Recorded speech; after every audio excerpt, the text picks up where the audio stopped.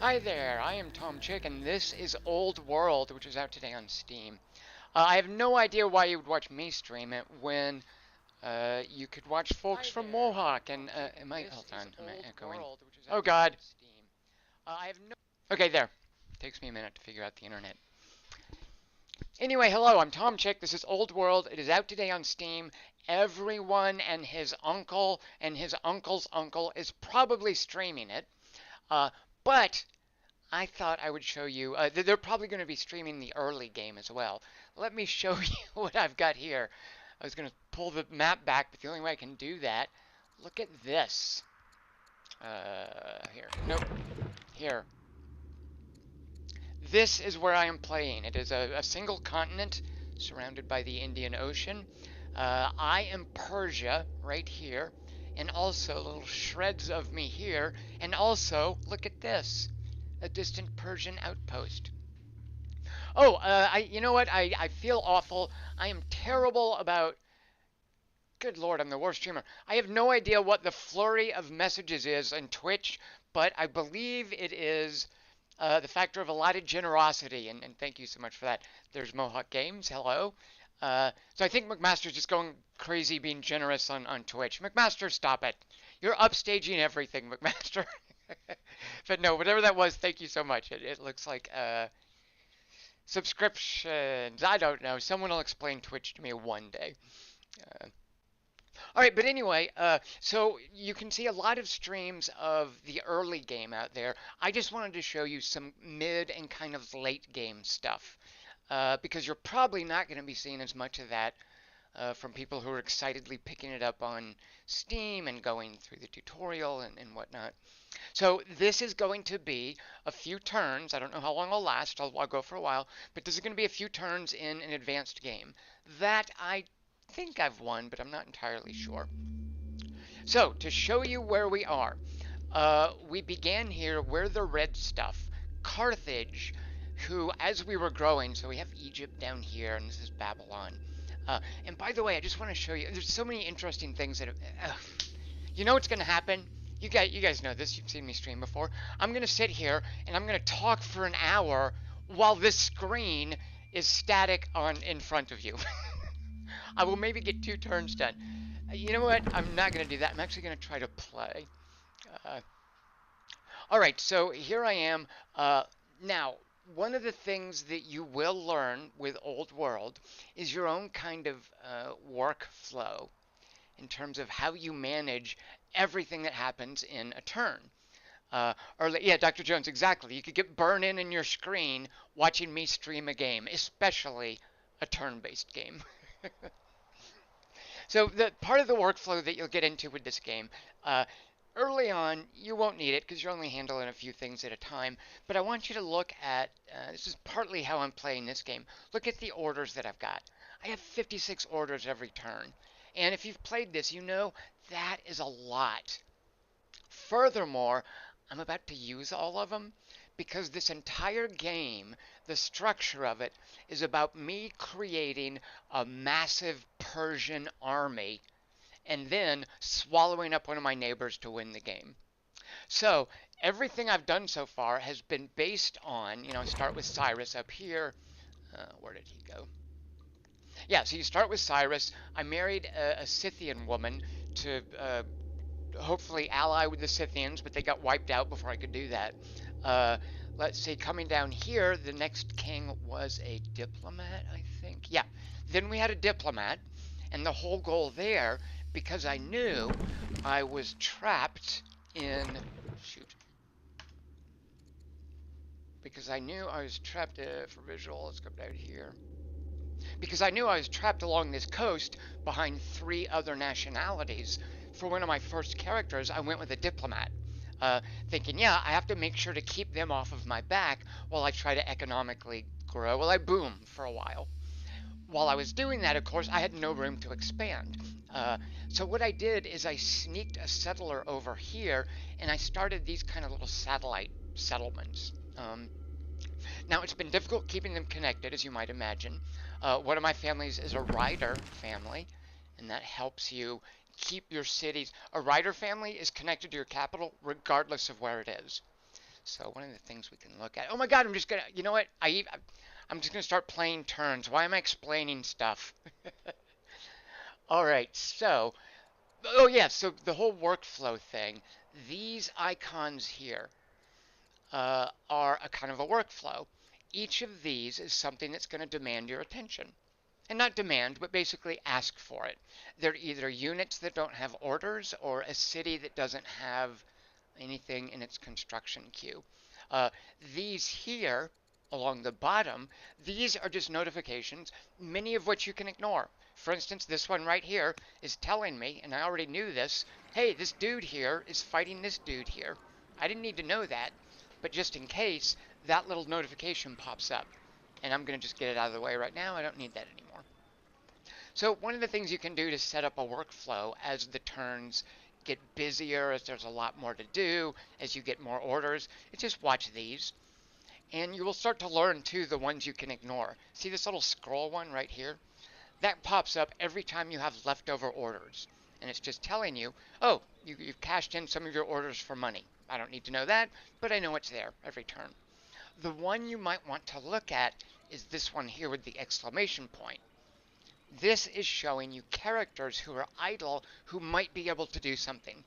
Now, a lot of times you won't want them to do something because you can't afford it or maybe you don't need it to be done, but this is just a place you can check in to see, oh yeah, I can tutor this guy. So you just click on it, and yeah, let's go ahead and pay. And as you can see, I'm rolling in money. So let's go ahead and tutor him. There's only one person available. Gerdzad will tutor the prince. And it looks like she will most likely give him discipline, which is good. Alright, so that's what that is there. These right here you can mostly ignore. These you cannot. And furthermore, the cool thing, each of these has a hotkey. So if I wanted to look through all of my idle workers, I just hit the 2 key. And one at a time, it's going through, and you can even see on the tooltip. No, it doesn't show you which one is selected. I don't like that. I guess if you tooltip off and back on, yeah, then it goes. Now, so what you can do then is these will be notifications, workers, military units, scouts, and cities with nothing queued up to build. So one of the things you can do is with the hotkeys, just tap the hotkey and it'll take you to each thing that needs your attention. The other thing you can do, and I don't think this is documented anywhere, if I would prefer to deal with my empty cities first, like so that I know what I'm building, then I can drag this over here. And now the hotkey 1, instead of going through notices, goes through my cities. Or maybe you're just fighting a war, and you're like, okay, before I run out of orders, I have to make sure all my military units get moved. So during a war, just drag this over there. And now it's the very first thing, and the number 1 will cycle through all of your idle military units. Alright, so that's just a workflow tip. Let me put this back the way I had it because it is important for me. And let's just work through them. Alright, Here we have a settler. Where was he going? So this is my distant Persian settlement. I don't think I'll be able, like, I don't think much is going to be done with it because it turned 115. You can see on my victory screen. Nope, that's not victory. That is victory. I've got 5 ambitions. These 2 are going to be done relatively easily. Uh, and then the last 3 ambitions, depending on what they are, I might just ignore them and try to swallow up Carthage, which would give me a score, presumably to win a victory over Rome. Um, all right, so that being said, this city way out here is basically just an outpost at this point. I don't plan on doing much development with it, so we're just building up walls, and it's basically a place for our military to park. So why was I? Yeah, okay. So, oh yeah, yeah. So this settler here, where is he going?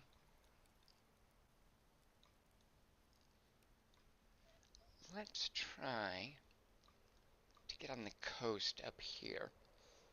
So, because I was a diplomat before, I'm a diplomat again now. I'm in really good with the the Numidians, and I'm just going to go settle this right up here. Borrow it from them. Oh, got to make sure I'm not running past barbarians. Okay.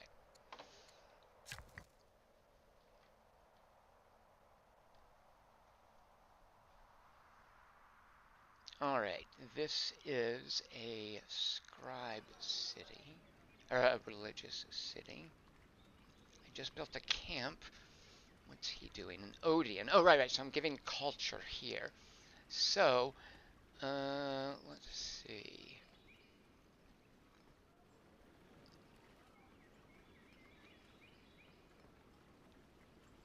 We'll put another hamlet here, and then we can put a theater up here.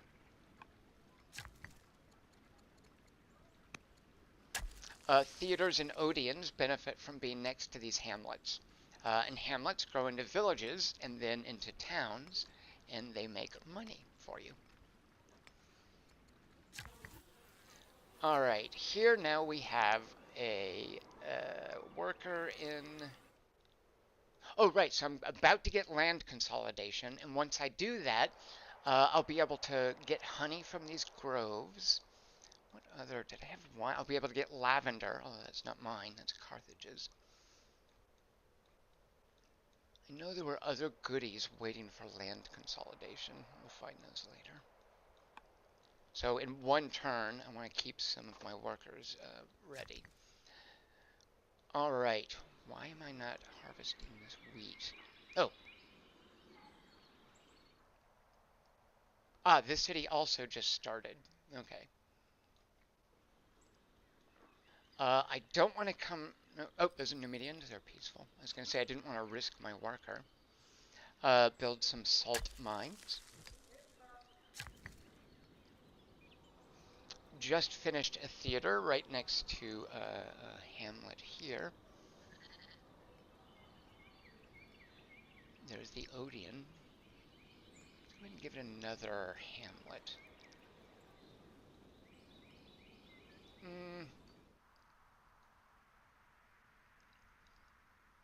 This, by the way, was the capital of Assyria, who I conquered. It is suggesting a lighthouse, so I wonder. Oh, that's just a harbor. Oh, you know what? Yeah, so another thing that happens late in the game, I really like this. Uh, all the wonders get built, and they're gated by culture. So if I go to wonders, these 4 wonders are the only ones left. There are 4 for each advanced culture level, and they're all spoken for until we get to these what's this? Legendary cities. And I don't think anyone. Rome might have a legendary city. No, they've got 5 strong cities. But basically, this is a race to the legendary cities to see who can grab the legendary wonders of the world.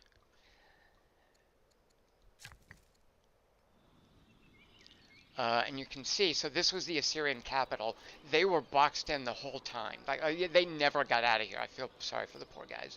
Uh, so they were having to do a mishmash of stuff with their little city territory, and I haven't quite rebuilt it. It's a bit of a mess down here.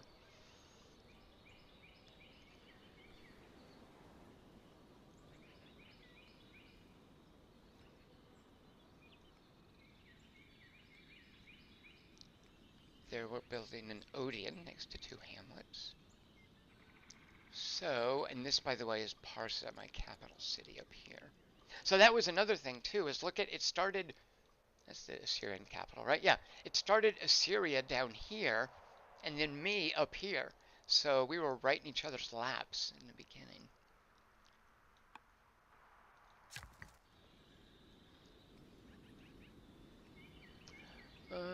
Yeah, I guess just keep the quarry, and that's another to mine. Yeah, let's get some mines going. Doing fairly fine with rock.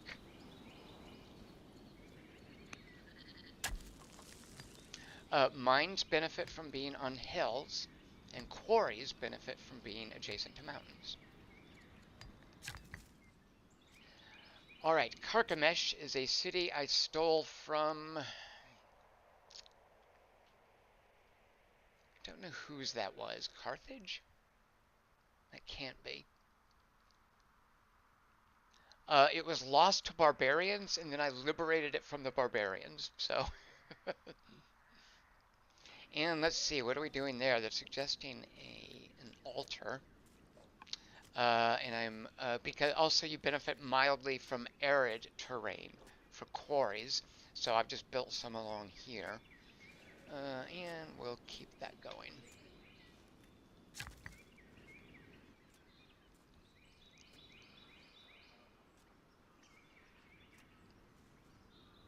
Although would I rather work on some culture up here?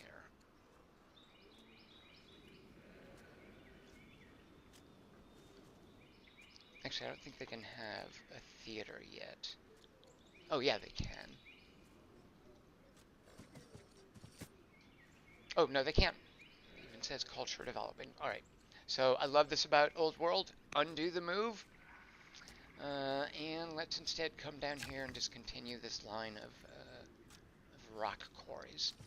And we'll even get a little bit of wood out of the deal because they have to cut the scrub off of the terrain before they build an improvement. So you can see I have 613 wood. I tell them to build a quarry. And now I've got... Wait, where's my wood? Hold on. I'm going to do something. Undo. So if I don't manually cut the scrub... Ah, all right, you learned something. So, for instance, if I had come over here to build something, the only thing you can build outside of your territory is a fort. There's trees here. Normally it would take 1 order to start the building, but you'll see I'm at 38 orders. I click that. What? 35 orders? What happened? And you'll note I don't have 618 wood anymore. I have 653. So what happens is when you build on a forest, they cut down all the wood and you get that for free, and it takes additional orders. It doesn't tell you it's doing that. So I had mistakenly assumed that when you did the same thing in Scrub, it would give you the wood, but nope, it doesn't. Alright, so, and what was that? Oh, the quarry, right. Except I've lost, wait, go back to him. There he is, quarry. Alright, next worker. So again, quarries are good at the base of a mountain. They're also good in arid terrain. If they are at the base of the mountain, and if the terrain is arid, they produce plus 60% stone. Whereas that plus 60% bonus for mines to produce ore, that is plus 60% if it's on a hill like this. So there are 2 modifiers for quarries, but only 1 for mines to get them to that nice, hey, plus 60%. In addition to that, you get a bonus for keeping them adjacent to each other. Dude, where's your wood? I have so much wood right now. 613 wood. I bet I've got more wood on this map than any other player. And I'll show you why. This forest range up here. So I started out in... I meant to play turns, and you guys have me babbling about... Alright, I just have to show you this because it's really cool. This huge swath of forest right here. Like all this, I mean, it starts here. It's the Elburz, what is it called? Elburz Range Forest Steppe. I didn't name it that. It was that. It was named that when I found it. Um, what I built up here is a network of lumber mills next to these game camps, next to this shrine to Atar, and they all give synergies that boost their production. So, and I can just show you this little thing here because I don't keep this on, but it's fun to look at every now and then. Here, no, yields there. So 12.7 wood, 7.5. So normally a lumber mill is just 5. But just with all these adjacencies, like look at this, plus 12.7. There's science being produced by lumberjacks, money and luxury from all the furs that I'm collecting, and of course some culture and some war from this shrine to Atar. But I'm getting so much lumber, and it's almost entirely from this cluster of lumber mills right here. All right, what up? Finish the work. Hello, Marketson. Oh, so this guy is going to go down here, and he's going to build a grove as soon as I finished land consolidation. So stop. And then finally, this guy down here in Assur. I don't know. I think Assur is beyond our help. Let's give him another town. Yeah, give him another town. Or excuse me, hamlet. Oh, I can't because they're not. They haven't leveled up yet.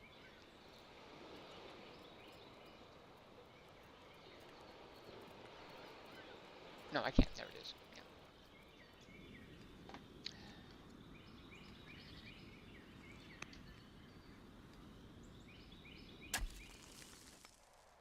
All right, so that's our workers. We now go. I'm going to jump to our scouts real quick. It's not a. Oh, it's a trireme. I'm getting my navy going as well. So if we come up here to Babylon, you'll see they've got. They had ships. There's an Egyptian ship. There was a Babylonian navy up there before. Alright, well, we just want to keep an eye on things. So we've now got our trireme. Excuse me, went down here. I needed it. No.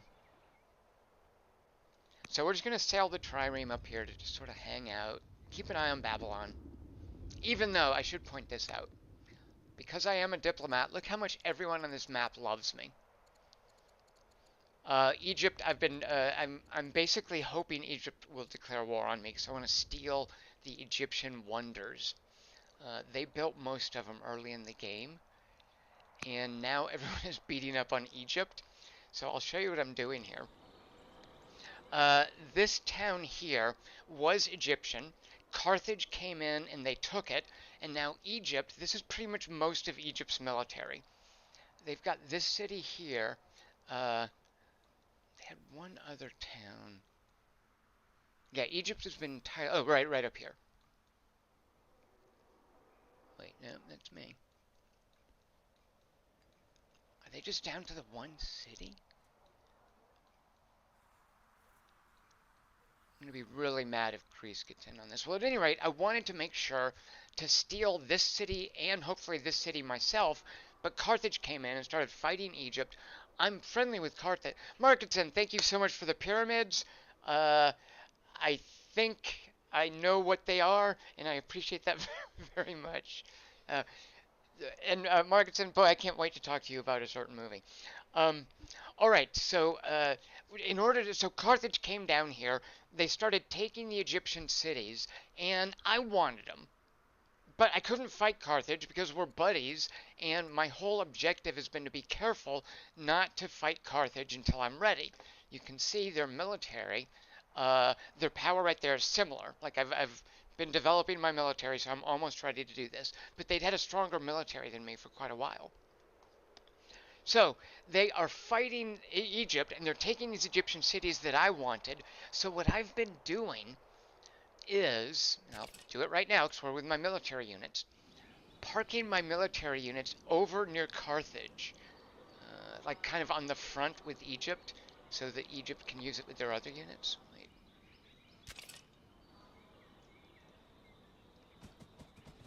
And then clicking this button and then gifting the unit to Egypt. So I'm now giving them a few spearmen.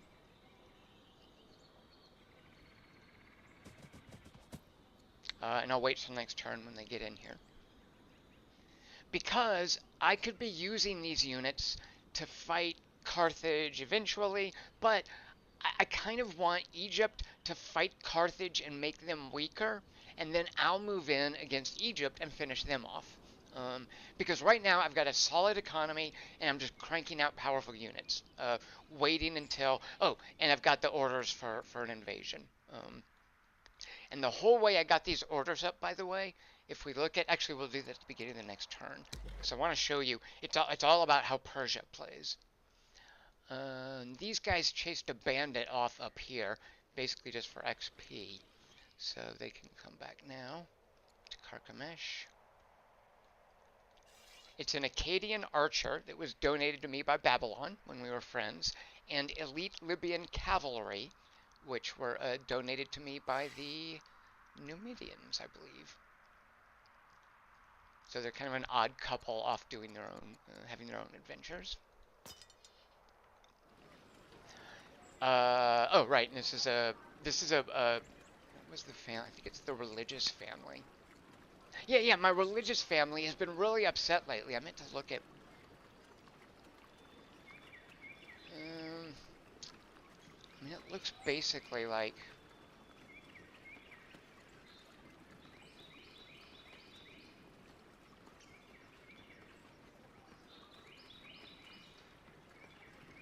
so it's basically that I'm not giving them the,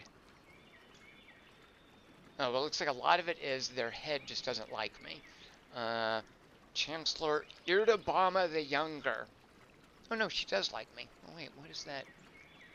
Oh, she doesn't. She only likes me a little. She's only adding 22 points of like. And negative 40 is not that bad. Like, I could make this up.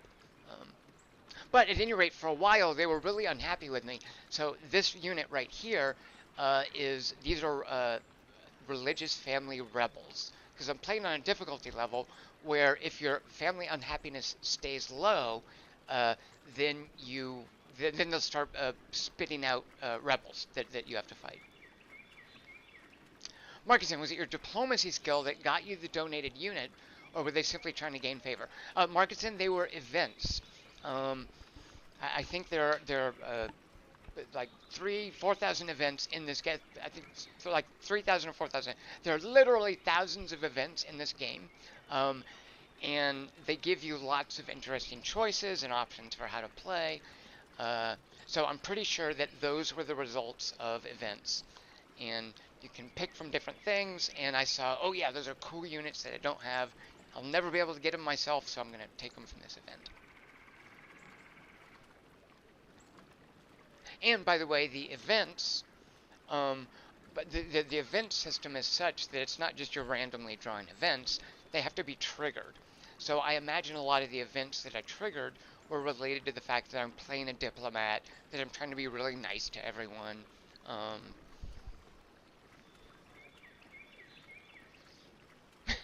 Marcus, it's safe to say Soren Johnson made an okay game.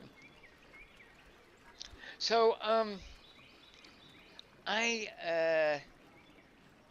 you know what, let me take a break, and then I want to explain something. I'm going to take a quick break. This is kind of a test bed for me to see how long I can talk here. I'm going to take a quick break and then come back, and I'm going to, as a teaser, I'm going to tell you guys why I've never reviewed this game. So stand by, I will be right back after this song.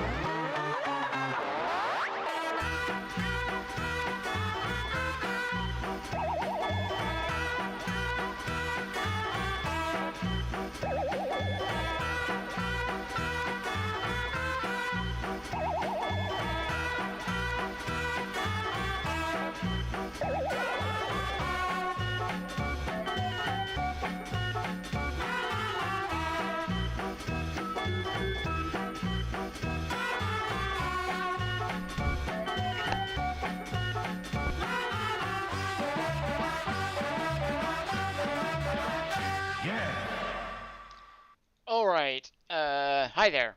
I'm Tom Chick. You know that. You were just here. I was just here. Remember me?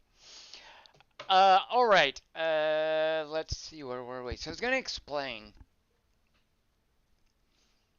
Heroic Logic. Why can't Twitch streamers have music like this more often? So Twitch hates like this will. The problem is Twitch will then shut this down and like it cuts off the audio for the. I don't know. But I think most people don't use it because it means they can't monetize their streams. So. All right. What was that? So I've played this game a ton. I have played this game so much. I think just by virtue of the fact that it hasn't been out as long, but I think it's not gonna be too long before this easily rivals the time I've played Civ 4. Um, okay, so I haven't reviewed it, and I would easily like I should probably just write something, 5-star review. I love this game. I mean, I make no bones about that. I have some ambivalence about certain elements of it, and I wrestle with it, but that's because I love it, and it in no way mitigates how much I love this game. The fact that I would be critical of certain things in this, and I can be, like there are things in here I disagree with, but I'm critical of them because I love the game. Uh, I don't feel that yeah, so and I have no problems like writing a review like that. I should probably just write that out, give it 5 stars, get them whatever little boost that would give them on Metacritic. Just and the reason I haven't done that is very simple, but I need to tell you guys a little bit of backstory. And it's basically going to be me just sort of babbling here for a little bit. So I'm just going to babble and move units and not talk about Old World and instead just talk at you guys. And somewhere after this talking, I hope I will have explained why I have not been writing reviews lately. So bear with me while I just talk and move units. I used to, when I would see something that I loved, or even something I hated, right? I'd go to a movie, read a book, play a game. I love sharing that with people, and I made a podcast out of it with a couple of good friends of mine 10 years ago. Gosh, wait, why am I saying? At a certain point, it was 10 years, but more than 10 years ago. And I translated into that podcast this just drive, and I say I'm talking first person singular, but it was something that me and my friend Kelly and my friend Christian all did. It was very much a we. And the way that I consumed entertainment was informed by this podcast. I would watch a movie and I would think about what do I want to say to my friends Christian and Kelly about this? And do I want them to see it so that we can talk about it? Uh, like, if I loved something, it became about wanting to articulate why and how I love it with oftentimes specific people. And that I was the same way if I didn't care for something or if I even thought just middlingly about something. I just, as a pattern for me, I craved articulating what I thought and sharing that with other people. Uh, Through speech, through writing, through forums, through Usenet back in the day, certainly through Quarter to Three now, on Twitter, in writing reviews, and yes, absolutely, and for me, most treasuredly, like most precious to me, podcasts. I just loved that immediacy. It felt like a theater production, and I'm just now realizing this. People coming together, creating something for the benefit of others to maybe enjoy if they want or not, and then putting it out there. It was a production, it was a presentation in a way, crafted around this crave I have to articulate how I feel about entertainment. Unfortunately, Christian died, and that put a pall on things, as you might imagine, and it of course didn't feel the same. Uh, and we tried doing it some, and I still enjoyed it, and I podcasted with other people. But then the pandemic hit, and then I had this issue with my voice where I can't swallow any longer, and it impacts whether or not I can, how I speak, and I don't produce saliva like I used to. And oh my God, I'm not even playing this game. At any rate, so it became this whole drive to express my feelings about something for various reasons the avenues for that became fewer and fewer. Uh, and I started not doing it. And I started watching and experiencing things. This is so ridiculous. I mean, it's turning into a therapy session when I was going to show you guys Old World. This is ridiculous.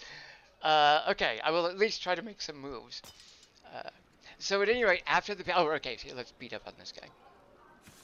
So with the pandemic, with not being able to play board games, just not being around people, not being able to talk for a podcast, uh, I that drive to express and to share how I felt about things, I didn't have an outlet for that. So in the last year, I have experienced some things that are incredibly precious to me that I have not shared with people in the way I normally would, where I sit down and I talk with them and I struggle with how to articulate and I kind of craft an opinion rather than just letting it simmer. I guess that's a way to put it is uh, there's a certain craft that goes into preparing for a conversation and a podcast, or certainly when you're writing. So the book Lonesome Dove, which I read last year and was easily one of the most moving books I have ever read. There was a series of podcasts that became kind of performance art called On Cinema with comedians named Greg Turkington and Tim Heidecker. That was incredibly meaningful to me, discovering that. And I mean, it's this weird, I compare it to All in the Family. It's about a sadistic asshole antagonizing a sympathetic character. Um, and it's a comedy, of course, and it's wonderfully crafted, and it's meant a lot to me discovering that in the last year. Uh, the movie Dune and Green Knight were so incredibly moving to me, and I've never articulated that. I've never written a review, and yeah, I've told people, yeah, I love Dune, or yeah, I love Green Knight, or wasn't that awesome? But I've never crafted this opinion of it. I've never sat down and struggled with how to express that. Um, because I never did a podcast on it. I never wrote a review of it. I never jumped into the threads to talk about it. Um, Elden Ring.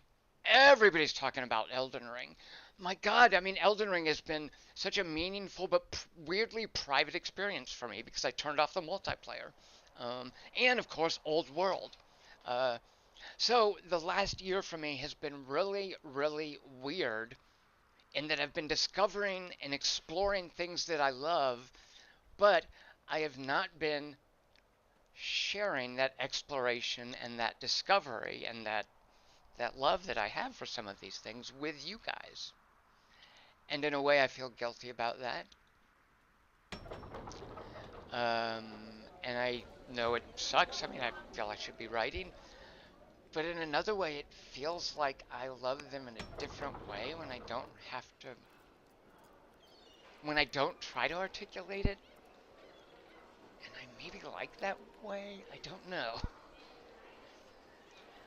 So at any rate, I have not written a review of this. I've tried many times. Oh my God, I've written so many half-finished reviews. I haven't written a review of Dune or Green Knight. I did Titane. That was my favorite from last year. But I haven't written a review of Lonesome Dove.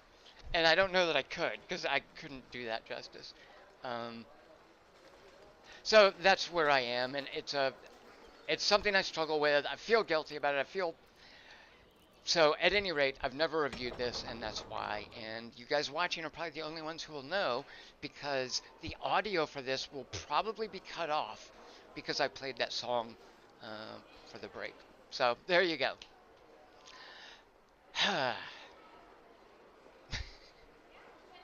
Let's talk about Old World.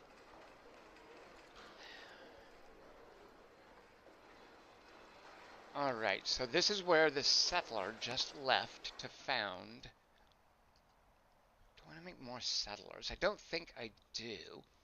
But what else is a city good for? And we've got a citizen. Oh, absolutely. Oh, okay, so here's how here. Alright, so as Persia, when you play Old World, the first thing you put. Yeah, Markinson, yeah, thank you. I don't think I realized what I was getting into when I started talking, and I don't know if anybody made any sense of that, but it's y'all's if it's of any value to you. All right, so when you sit down and you play Old World, you pick a nation like in any other game. We all know how that works, but your work now is not done because as soon as the game starts, you're going to have to pick families from within that nation. Uh, and when you've got a leader, you have to pick your leader's archetype, which is kind of like picking a nation or a family. So the thing about Persia, actually, let me verify before I tell you the thing about Persia. Make sure I'm not misrepresenting it. Here we go. All right, so Persia, their harvesting production, that's something that scouts do. That's actually a very minor thing. Hello, Ponicus.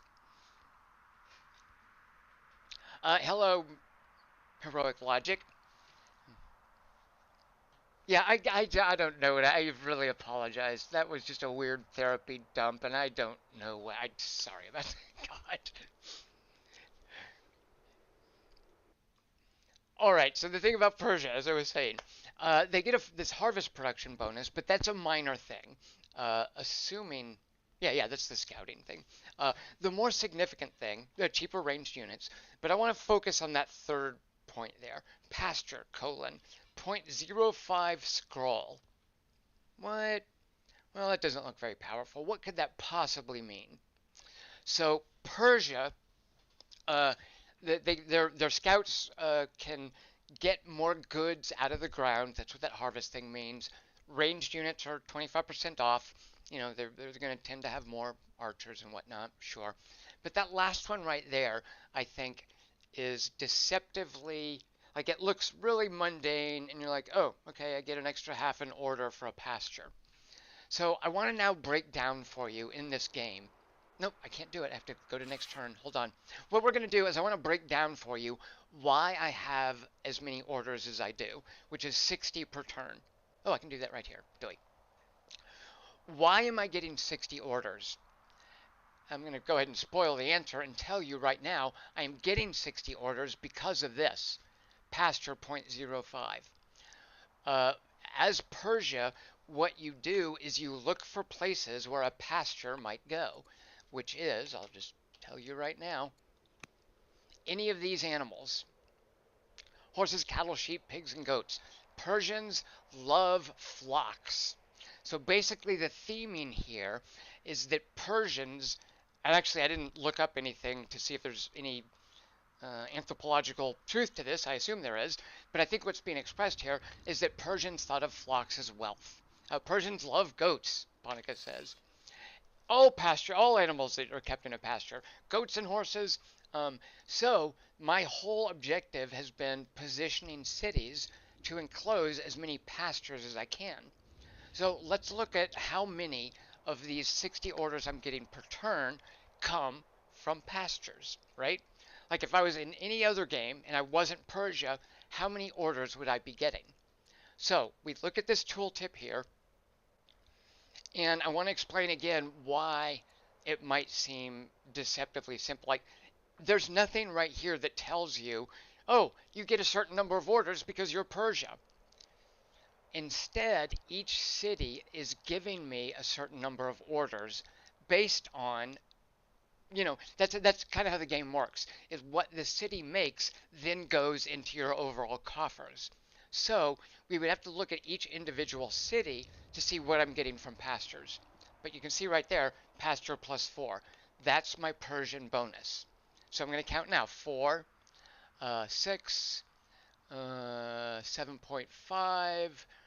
I wasn't told there would be fractions. 7.5, 8.5, 9.5, 10.5, 11.5, 12.5, 13.5. So I would have 52 and a half orders if I weren't Persian. All right, that's not as dramatic as I was hoping, but that is still pretty good. Let's see. Fagilatandrius says, I heard the Deadite faction is super OP.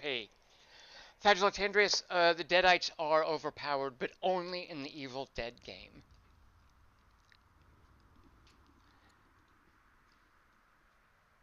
So at any rate, The point being, if I were Persia right now, if I weren't Persia, I would only have 2.5 orders left over, which would be plenty for this because we're not at war yet. Why is he awake? He's parked on a range. Go back. Oh, I know why they're awake. Yeah. So I unslept these guys. Even though they're back here in my capital, they're parked on ranges where they earn experience over every year, every turn. So they're basically training. But I unslept everyone to prepare them. It's kind of like a pre-mobilization mobilization. So I'm just going to be hitting the space bar to end their turns. And then we're doing some exploration around here. Actually, what are we doing around here? I think we're going to go ashore and then I think I'm just like finishing up getting rid of this white stuff, the cloud, fog of war. At this point, it's kind of like bookkeeping, just getting rid of it all. So Rome is over here. I'm down here in this part of the map. I think we're really good buddies with Rome. Yeah. King Appius, look at how much he loves me. He loves me. 422 points of love. But check out King Asdrubal. 481 points of love.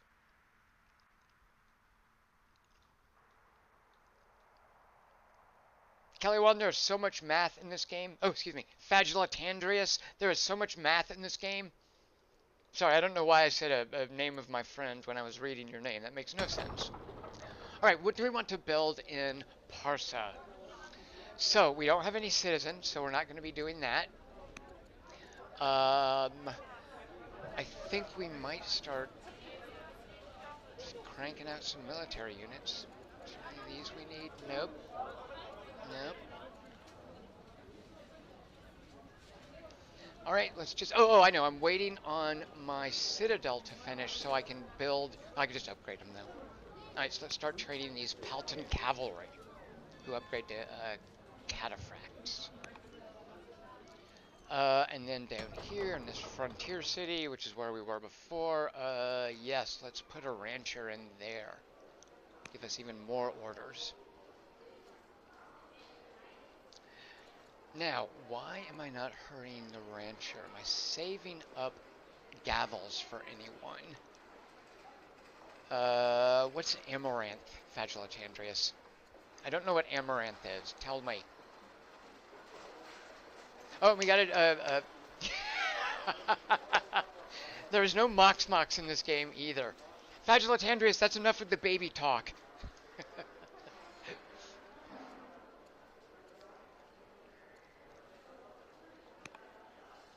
Land consolidation. Was I waiting on a law? Oh, no, I am waiting on a law. Look, enact autarky. But I have to research. Where's autarky in? Oh, of course, Latine sail. How could I? Oh, I only today, because I was reading a book, and some characters were on a sailing ship, and I realized this word is not lantine. I was reading the book, and I was like, haha, they're dumb. That's a typo. And then I was like, wait a minute, I better look that up. Fagula Tandrius, thank you for the subscription. I'm not sure what it means, but I do appreciate it. So as soon as we research the Latine sail, we need to have 400 civics to implement autarky and finish this. Now, the controlling 2 elder priests. That one's going to be a bit more difficult because we have to build temples. And temples are going to require doctrine. So once we get doctrine, then we can work on that. We can build the temples. But we have plenty of... Oh, by the way, you can see Judaism, all the rage in this world. Everybody's in Judaism. Like, nobody's going to be, like, trying to... Anti-Semitism is basically just called being an asshole in this world. No such thing. Anti-Semitism is indistinguishable from misanthropy. So everybody's Jewish. Naturally, we're Jewish as well. We have the best Jewish city. Where's our Jewish city? Where's our religious? Yeah, okay, look at this. Oh, let me turn off these yields. Unsightly numbers. So we just built these 2 monasteries next to each other. Look how adorable. They just happen to be on the border between Keturah and Zandrakarta, these two religious cities here. And they're set this way so that once we finish land consolidation, we can build a lavender grove right here, and the monks can tend it and benefit it even better. Go Jews, exactly. Tom doesn't know a subscription equals money. Wait, what? A subscription equals money? I actually don't know that. I don't know what that means. What are they subscribing to? I mean, I figured out that the little pyramids for donations. Why would I get paid for their prescription or their subscription? Subscribing to me doing, I don't even do this that often. So I'm just, yeah, we're embarrassed. I'm just further embarrassing myself that I have no idea how streaming and social media works. But that is still, okay, very cool. That's what's great about Twitch. Oh, is it people's, okay, right, right. All right. At any rate, once we get land consolidation, I'm going to send this worker down here. I'm going to plant a lavender grove, and these monks are going to have one heck of a time. Uh, at any rate, the point being, once we get doctrine, then we can also put temples here. Then we can upgrade our priests. I don't think we're going to get there while Ardashir is still alive. How old is he? He's 48. But we'll finish this one as a legacy, and that's important because it counts as one of our 10 ambitions, even if it's a legacy. All right. Oh, Markinson, stop that. Thank you very much, Markinson. Yes, all right, let's see. Was I going to show you? Okay, so let's end the year. There we go. I just played one turn in, I think, less than an hour.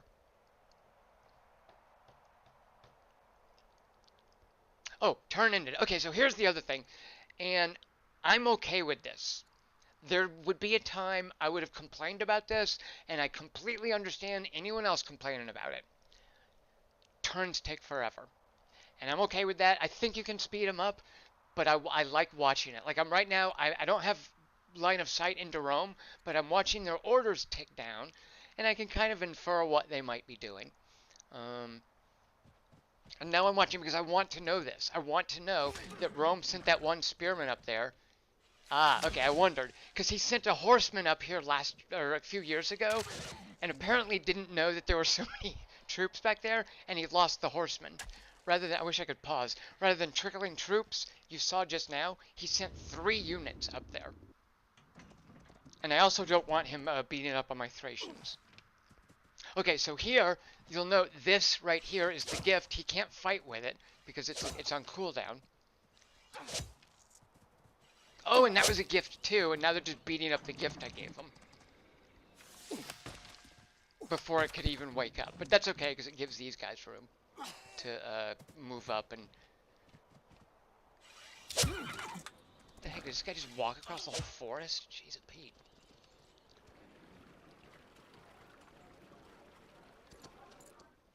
Camel Archer going, yep, down towards Egypt. They're going to take the Egyptian city from me. Ugh.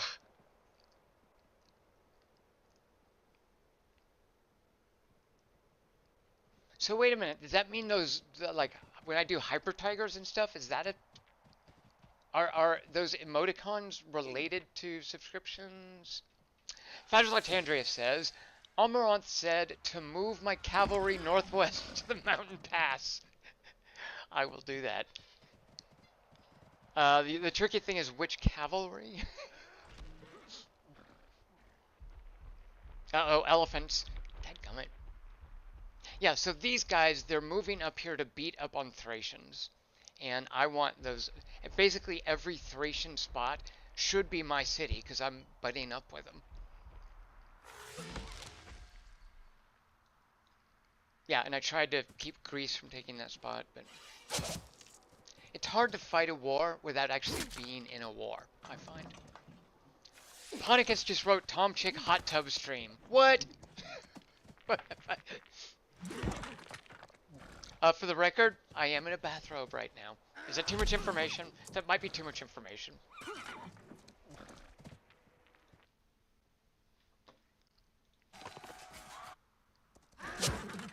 Haha. Haha. And actually, you'll note they sent one of their veteran archers up there. They, seems like Rome really wants that spot. Oh, you cannot. Your chariot died. I'm so sorry, Greece. My Numidian friends. Get him! Get him! Oh! Oh, punch him! Oh, beat those Romans up! Alright, so that's how long it takes for the turn to run sometimes. Uh, Now, this is late in the game.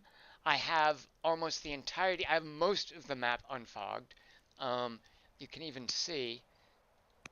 Oh, shoot. Wait, was that a serious illness or regular illness?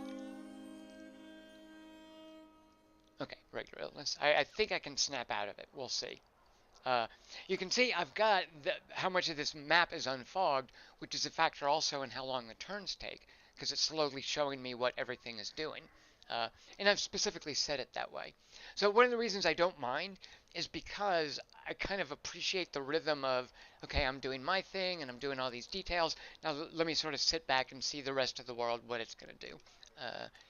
And you can also, like for instance, so Carthage is a big concern for me because my goal down the road is to basically seal victory by swallowing Carthage. So I want to make sure that they don't go aggro too early.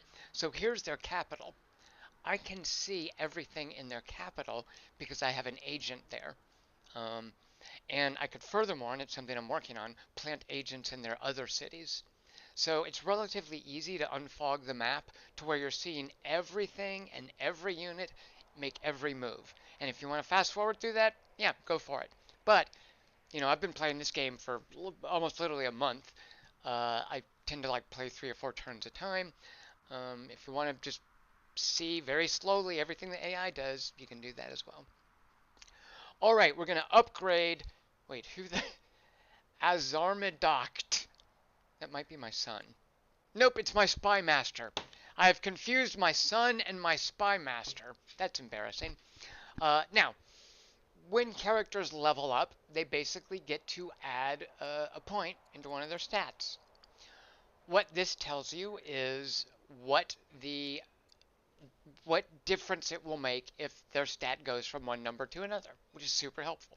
So if her charisma goes up, you'll notice, wait a minute, why am I, oh wait, what is, oh, I get nothing from her because she's a negative anyway. Do spy masters give you anything for charisma? They do. Family opinion. Well, a -1 is not going to help. If I upgrade her courage, it will reduce unhappiness because spy masters, I guess they cow people into contentedness. And her discipline, which is the one I want, it gives me more orders, but also I think discipline helps on some of the missions she's been doing. I was trying to slander Egypt and it did not work out very well. Um,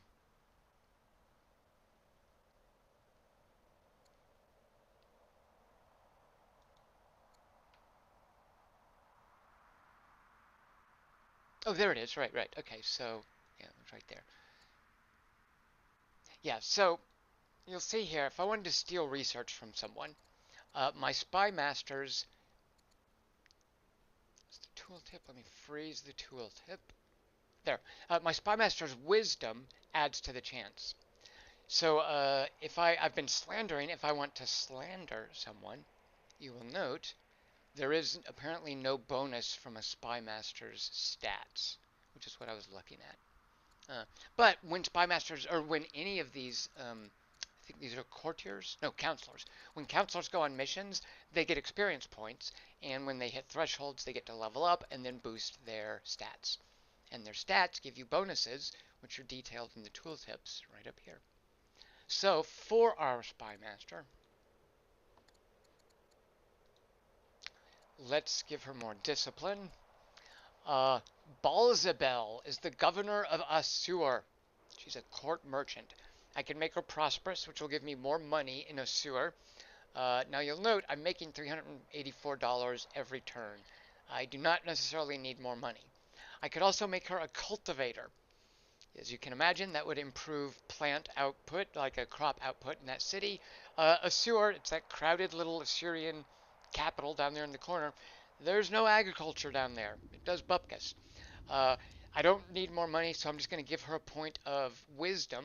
And what that does is increases the science output in Assur, which will give me another 12% or 1.9 points of science, which will turn this number from 149 to just over 150. Let's watch. 152, I'll take it. All right. Lionel Slander was on Heart to Heart, I am being told in the channel. I don't even believe there's a person named Lionel Slander. That's a pretty cool name, though. All right.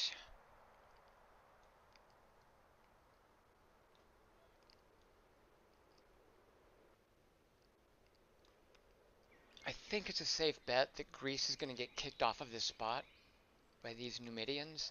So watch this. I'm totally going to poach that city spot. Beautiful. He's got no one on the way. Oh, that is hilarious. I'm going to be super peeved, though, if they don't kill that archer.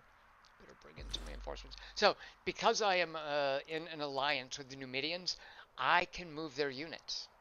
So what I've been doing is kind of encouraging them by moving them into the vision radius of people I want them to attack. Now, a Numidian, this nomad warlord, any Numidian unit, only has 1 point of fatigue.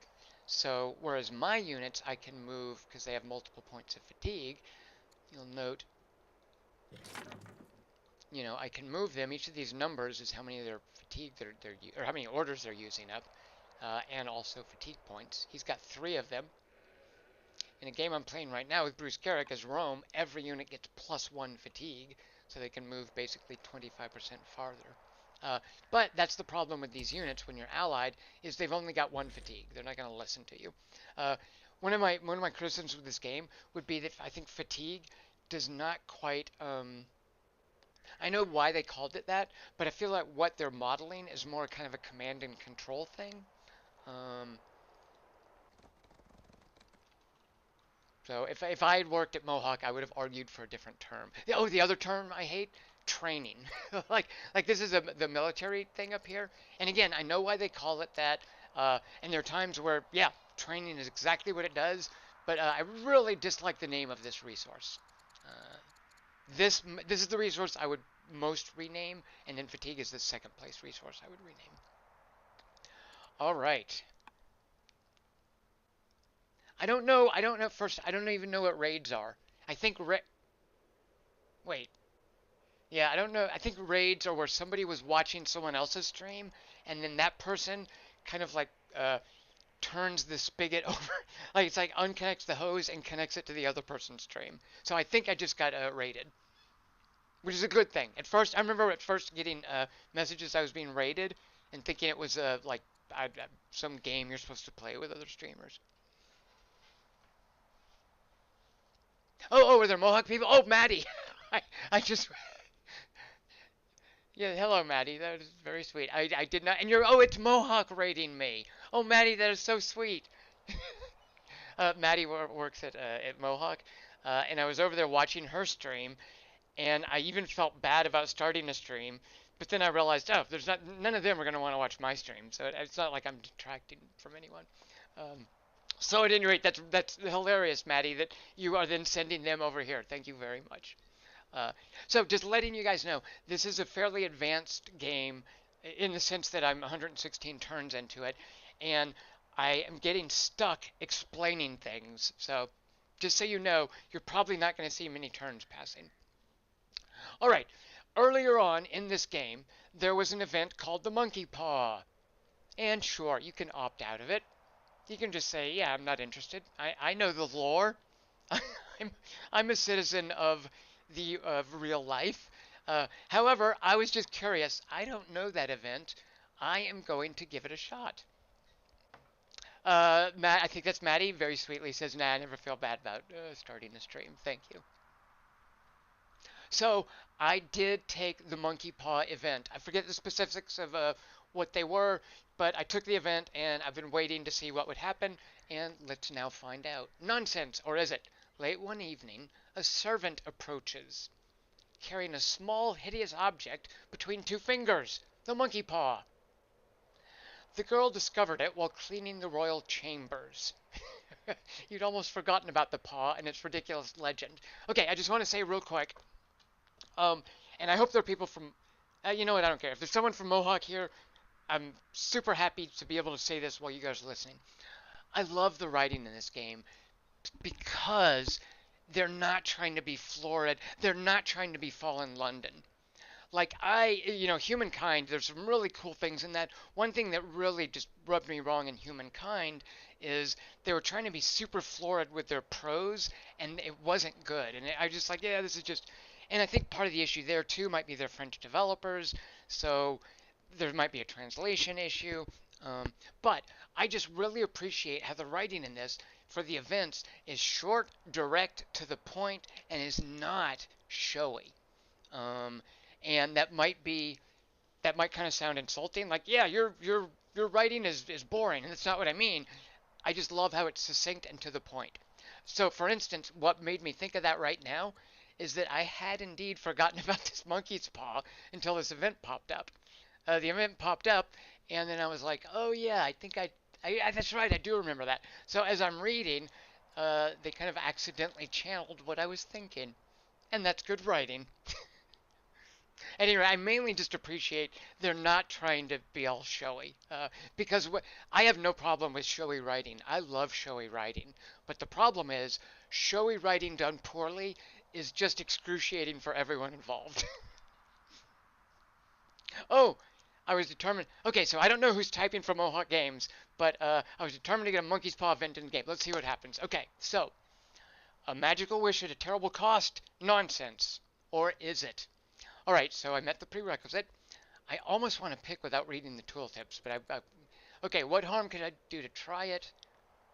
I should burn it, tell the servant to return it to him. Okay, I'm going to try it just because I specifically want to see where the event is going. Uh, I and that's why I picked it at first. Like if I was min-maxing, um, and I was trying to set a high score or something, I wouldn't want nothing to do with a monkey paw. But that's not what's going on here. And I do trust that I might be able to salvage something good from it. So I'm going to go with what harm could it do to try? Okay, let's now read. Could lead to future events. Good. Okay, so they're being very coy. I think that's very cute. And I seem to recall when they introduced the monkey's paw, that's the same thing that happens. Um, yep, I just get rid of it. Or I could basically cash it out. Okay, see, I love this because they've got me on the hook now. Now that I've opted into the monkey's paw, if I try to opt out, I basically I become foolish, which means I'm going to lose a teensy bit of science. No big deal, but it's basically just a little pinprick insult saying, hey, you shouldn't have taken it if you weren't going to see it through. So, all right, let's see it through. And presumably it'll come back. We lost our monkey's paw. We found it. All right.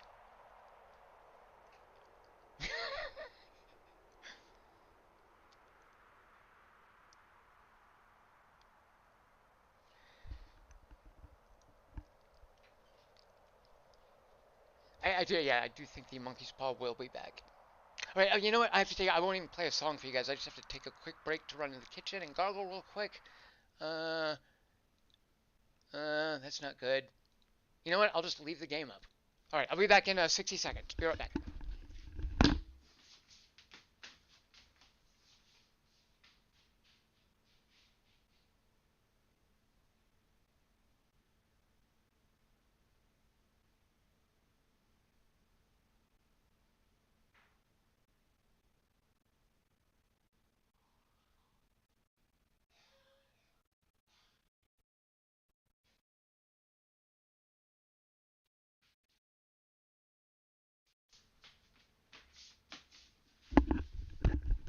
All right, I'm back. Sorry for that. All right, so where were we? Yeah, it doesn't matter. Let's just make some moves. You did not. Fabulous Andrews claims he heard the bathrobe and slippers. First of all, I didn't say anything about slippers. Yes, I am wearing them. Steven Santana, hello. I am so sorry. I'm trying to watch two different streams. Steven, I don't know how long ago you said that. You might have left. I apologize. I didn't see that before.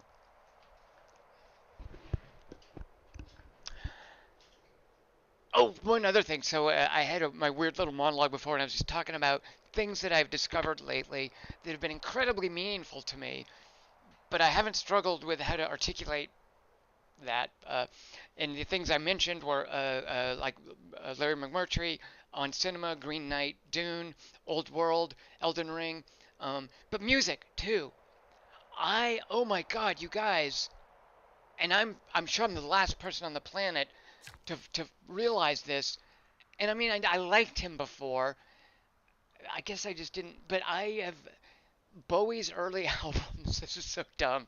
I'm such an old white guy, aren't I? Listening to Bowie's early albums, I just feel like I'd never heard them before. I mean, I know the songs, but I just feel like I was hearing them for the first time. I'm just so crazy into early Bowie right now. I have been for like the last 6 months, and I don't know where it came from. It's just so random. Uh, all right, okay, here we go. So this is our Jewish disciple. He's just finished a temple near a grove, and his job is to spread temples across the land. So where's the next city without a temple? I don't. I'm sorry, not temples, monasteries. We can't do temples yet. Once we get doctrine, then we can do temples. Oh, speaking of which, is that it? Scholarship. Shoot a monkey. We did not draw doctrine. You will note doctrine is the only card in the draw pile. That's how card draws work. The card that you want will always be at the bottom of the draw pile. Did Tom Chick discover Bowie this year? Okay, let's quit up. Thank you for letting me explain myself. No, I did not only discover Bowie this year. Like I've been a Bowie fan forever. You know, Bowie comes on and I'm like, oh yeah, Bowie, fuck yeah, let's go. Like oh geez, I cussed. Sorry about that. I'm like, yeah, Bowie, all right, let's go. Like I'm really into Bowie. It's about like certain songs, but I just never had a sense for I guess what he was saying or what, and here I am now trying to articulate, which I haven't done before, why I've found it so meaningful. It's not Liquida that I discovered him, but that I resonated in a unique way with just entire albums. And that's how I listen to him too, which is another weird thing. I don't think anyone does that anymore. But I just sat down and I listened. Like Bowie's first album was like folk rock stuff, and I kind of don't count it. But The Man Who Stole the World, I think it's a self-titled one. David Bowie and shoot, what's the one after that? Dadgummit. Here I am babbling about David Bowie. At any rate, the point is, I really love these three albums, and the songs I knew them, but I just feel like I never heard them before. Does that make sense? It kind of sounds weird and airy-fairy, I know. Is there any place down here that would want a monastery near it? No. Okay, so the other thing we now want to think of with the monastery is where will we want our temple, and I don't think it really matters. So we have all this space up here away from these ugly mines and quarries, so it takes longer to build a building on a hill, so I'm just going to put my monastery right here outside these lovely woods. Although I probably can't. Oh, I can. I was going to say because it's an urban tile, but you can still put it anywhere, right? Is it? Yeah, it is. Let's go ahead. That's a better way to put it. Having an artistic epiphany. Yeah. Wait, is Richard Holt here? No. Oh my God, Richard Holt! There's a name from the past. Oh yeah, oh my God, Richard Holt. I almost scrolled past. Richard Holt. Fabulous Hendra says early Bowie is better than late Amaranth. Richard Holt, I don't mind saying this now, but when I first got Old World, I booted it up. I hadn't read any of the press. It had been in early access on Epic for a while. And then when it came out of early access and I first booted up and started playing, I think after like 2 hours of playing, I emailed a couple of my friends and basically said, oh my God, you guys, this is just like warmed over Civ. I'm so disappointed. Uh, but that was only like the early hours, and that was also like clearly I was just responding, and they knew it to like a few hours of play. Um, I don't remember actually. Well, like it was gradual, and I eventually sort of came around and got past that, and uh, but my point being, Richard Holt, I kind of bounced off it as well for about 3 hours, and then it from there it took off pretty quickly. Oh, Richard, how much time have you spent with it in terms of like if you try to play through whole games, are you still like learning? When you say you've bounced off of it, do you just mean you haven't tried it a lot, or it's just not working for you so much? And I'm only just now realizing because of the way I have my Windows set up that Amaranth is someone's. All right, Kelly want or I'm sorry, Fadulant Andreas, please keep me appraised of what Amaranth is doing. I now see what you're talking about. Pools, hot tubs. Why is it bikini stream? Oh my God, Amaranth is having a bikini stream with gifted subs and then a hot tub and what looks like an icon of a peach. I don't know why you guys are watching Old World when you can be over there. Jeez, a Pete. All right. Oh my God. Okay, let's do some turns. Okay, let's build something. All right, so there was a camp, and again, I was Persia. That's another half order every turn. Oh yeah, and also some good game, good eating. What do we want down here in Ansham? So this is our depot city. I don't think anything. Oh, so look, more pastures. We gotta get our Persian flocks amassed. Ponticus, yep, making so much money too. It's ridiculous. I have a dumb question. It's not, it's not porn, is it? Like that's not. Is porn on Twitch? I don't know why I'm saying it like that. Twitch doesn't have porn, does it? I mean, is it just women in bikinis? Literally, I don't even know why I'm asking because I honestly don't care. But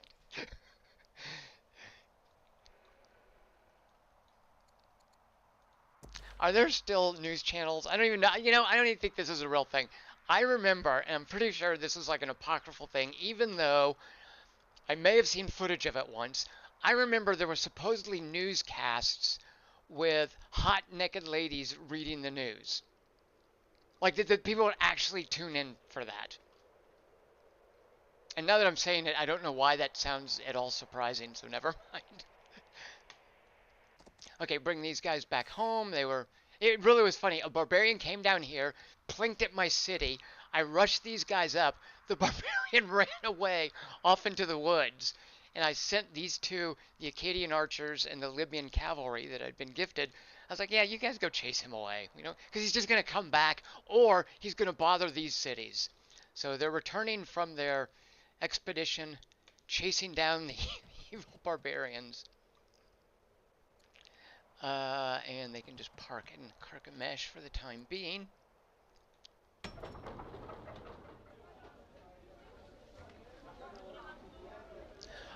Porn for 12-year-olds. Okay, Ponticus, that makes sense. I get it. Fagilatandrius uh, is giving you a character name from the movie Red Rocket. Red Rocket too. Like that. God, I love that movie so much. In a different way though than something like Dune or Green Knight. And Mark, it's in a movie that you and I will have to talk about at some point. Jojo Rabbit too. God, Jojo Rabbit just knocked me over, and I never got to talk with anyone about it. Like God, that movie. If we'd been doing if we'd been doing the podcast, I would have been a Jojo Rabbit fountain for at least like 5 or 6 episodes, and then sporadically thereafter. All right, Zadrakharta. This is our main religious city. It's the cap. No, it's not. Where's the capital of our religious cities? I thought that was our religious capital. Oh, that's this inland one, Katura. Okay, Zadrakharta. And what are we building there? Their training is really good, as you can see. We're prepping them to start cranking out military units. We don't need any of these. We've got a bunch of citizens, though. Let's get some of those citizens out in the field. And yeah, we're doing, it looks like culture for you. Oh yeah, yeah. Let's get these guys started. What? Who was? Monks. Yeah. Oh,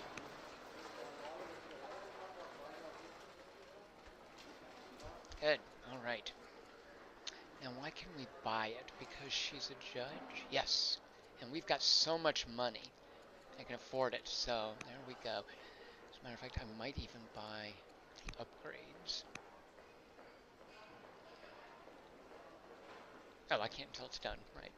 Do you guys know about the little tricks, like how you queue up things and, like, okay, I'm going to show you, I want to show you guys a really cool old world trick. Um, haven't seen any of these. Did you see Hunt for the Wilder People? Richard Holt, I really want to rewatch that because after Jojo Rabbit, like, I used to kind of think, did Taika Waititi do Eagle versus Shark? That was him and Jermaine Clement, right? And also Hunt for the Wilder People and What We Do in the Shadows, the movie. Like, I kind of liked those and they were cute, but Jojo Rabbit, and I feel like Jojo Rabbit just feels so quantitatively different from everything he's done. And I love Thor Ragnarok too, by the way. Um, but Jojo Rabbit, I just don't know how to talk about it because I haven't tried before. I haven't written about it and I haven't talked about it. So, but I would set it apart from the other stuff I've seen him do. Ah, What We Do in the Shadows season 4 starting. I could use a What We Do in the Shadows fix. All right, so that's that city. Let's see who else. This is Sardis. Oh, Sardis is the most boring city in this whole map. The real Luzran says SIB this game. Real Luzran, I don't know what that means. But this game is old world. Master, I would also put Texas Chainsaw Massacre up there, but I did talk about that one. I've talked about that one a lot. Eternals! But Eternals, no, I said no. Eternals I love, but just, I'm keenly aware that it's terrible. Oh, SI buy. I am so sorry, Real Luzran. Should you buy this game? Okay, Real Luzran, I appreciate the intent behind that question, and I'm going to answer the intent before I answer the question. In answer to the intent of your question, yes, you should buy this game. This game is amazing. I adore it. I've been playing video games all my life, and I would put this in. If I were to think of like the top 10 favorite games, this would be there. If I were to think the top 10 most important games, capital I, this would be there. I just think it's a remarkable achievement. Now, should you buy it? The actual question, I honestly don't know. I don't know if you're into games like this. I don't know if you would have the patience to learn it. So I don't know if this is the kind of game you like. But if you do like strategy games, you should totally see what this is doing. So there you go. That's how I would answer that question. Normally people would just say, "Oh yeah, absolutely," and yeah, I can answer that, and I would agree with them. But sorry, I had to add a little bit of a codicil to that. All right, so we made a stone cutter here in this boring city. And you'll see it's a boring city because like a rancher, a miner, stone cutters. No improvements. Look at that. It's just ripe for development. And part of the issue is there's no... Nothing. Oh, well, we do have a mine there. And a lovely river. So what do I want to build there? So now I need an improvement so I can put a citizen door. I guess actually some of these projects... Oh yeah, let's just upgrade these. Alright, the next town. At the top of the Elburz Range forest steppe, this is Nishapur. This is the capital of my hunter family. Except it's not the capital of my hunter family. Where's their capital? It's certainly their biggest city. It's not their capital, though. Oh, Persia's their capital, or Parsa's their capital. Where's my writer capital? Where did they start? I think they started way out here. Yeah, yeah. Oh, that's why yeah, because that's right. I'm remembering now what happened. Uh, so the reason that my first writer city is so far out, I explained this a bit at the head of the stream. Ugh, which one is the playthrough? So I started here, Babylon here, Assyria here, Egypt here, Carthage here. I grew here, which is the only, like, this is the only space I could grow into. Carthage went up here and here. So in order to expand, I had to found a city out here. Uh, and I was specifically saving my writer family because their cities don't need to physically connect to be considered connected. So that's why my writer capital is way the heck on the other side of Carthage. All right, so Nishapur is their biggest, is a bigger hunter city right next to my capital. What do we got going there? A lot of culture, of course. By the way, look at my culture in Parsa. Oh, that's so nice. Plus 47. I can always use more hammers, so we'll upgrade their forum. And I do not want to. So I could press this and hurry it, skip the 4 years. But, you know, they're about to hit level 6 unhappiness. I need to send my chancellor there, pacify him a little bit. So I don't want to push that yet. Speaking of, she does not have a mission. Let's send her to pacify one of the cities. So let's see. So here's the all of these cities, like they're ranked in order of discontent level. So you can see Astaboris Wood has a discontent of 6. However, if we come down here, Parsa has a discontent of 5. I'm going to lower Parsa's discontent because it's a much bigger city and I rely on it for resources. Like you never want to just go, oh, the most unhappy city, let me reduce that one. You want to specifically upgrade or pacify a city that is giving you a lot of resources. So it's not going to help me much to pacify these tiny little boring cities. These are the ones that I want to keep the unhappiness down. And Nishapur was close to hitting level 6, so we'll do a pacification mission there. Let's see. Let's just go on. Look at our scouts. I know, Richard Hall, there's so much going on. I just, when I started streaming, I just knew that everyone streaming, most people streaming today would be jumping into it and looking at the beginning early game. I just wanted to show you guys a little bit of how, I guess, crazy it gets, but in a good way. Might not be a good idea to watch this because this probably does look super daunting. Uh, but it's that, you know, it's the advanced game. This is what it turns into, for better or worse. All right, we're moving him up here to keep the Babylonians honest, and we will just park our fleet there. And up here, look at these gems. I don't know if we're close enough to harvest them. We are Persia. Yeah, look at there. Oh no, of course, look. This poor podunk town. Where did it go? Right here, yeah. It has no prospects to develop its culture.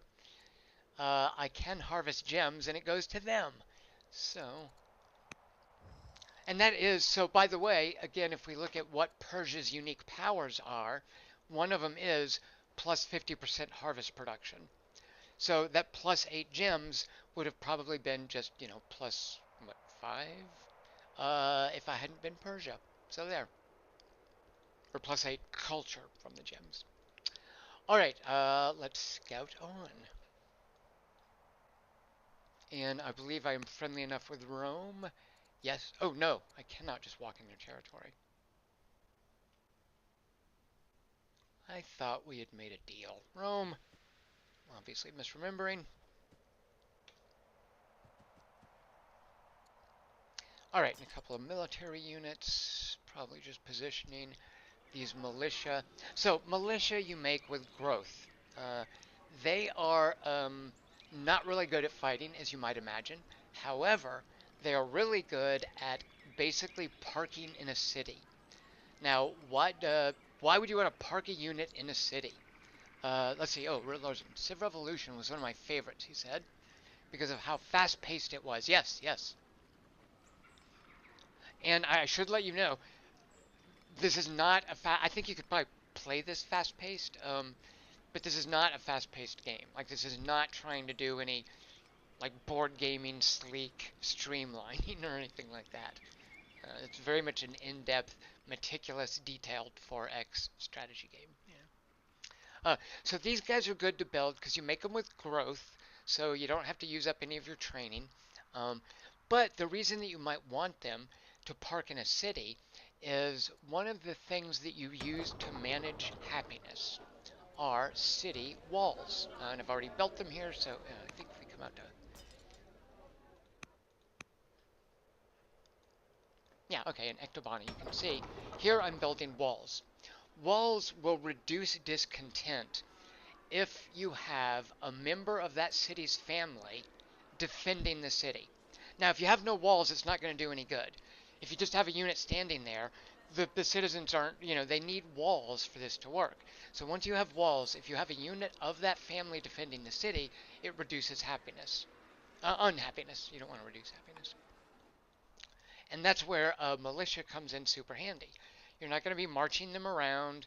You're not going to be upgrading them. They don't upgrade.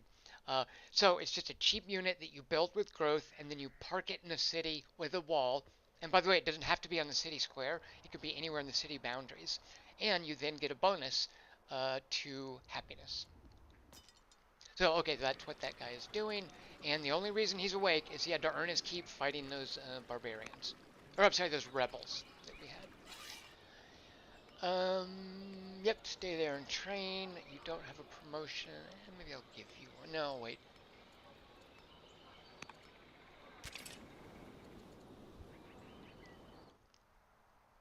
Yeah, so here we are.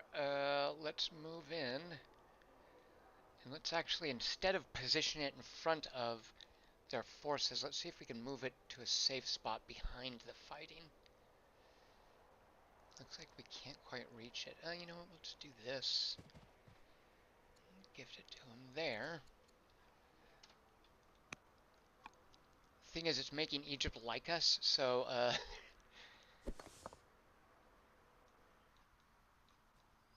do we want to give them... We're not giving them these guys.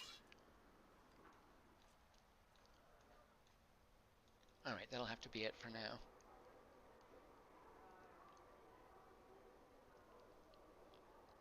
Oh, yeah, no, I apologize for not seeing these questions. Groot asks, are there city-states like Civ has? Groot, no. But thank you for asking. There are not city-states like Civ has. What there are instead are tribes. Uh, and tribes, basically, they're not the same, but I think they have a similar role in the gameplay. Uh, oh, even Richard Holt is saying, yes, sort of minor civs. Yeah. So these tribes right here, they're different from full-blown nations. Uh, Nations will have multiple cities. The nations play by the same rules that you do. There are other players, or they're AI controlled. However, tribes represent indigenous populations. And whereas a nation starts with one city and expands, a tribe is populated on the map. Let me see if I can show you where I've maybe unfogged. Oh, right out here. Like so. This is a Numidian settlement. Here's one, and here's one. And here's one. They're all over the map. The map is lousy with them. There are, all told on this map, 10 of them. Here are 4 of them. So at the beginning of the game, it's just a settlement with one unit. Over time, they grow, and as you can see, they make more units. The actual hovel becomes a bastion and then I think a fortification. They grow. Furthermore, they will spill out excess population that just turns aggro on whoever they run into. They'll basically make a beeline for another city to fight them, but they just represent overpopulation looking for a place to settle. Um, and you can manage this with diplomacy. It's a sort of a scaled down version of what you're doing in diplomacy with the nations, but it's very much the same thing. You can marry into them, you can give them things, they can give you things, you can have events with them, you can help them, you can of course fight them, you can sue for peace.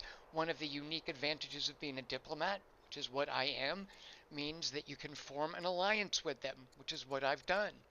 And what that means, and only diplomats can do it, You know, diplomat is one out of 10 different character classes in this game. You might play 10 games of Old World and never be a diplomat.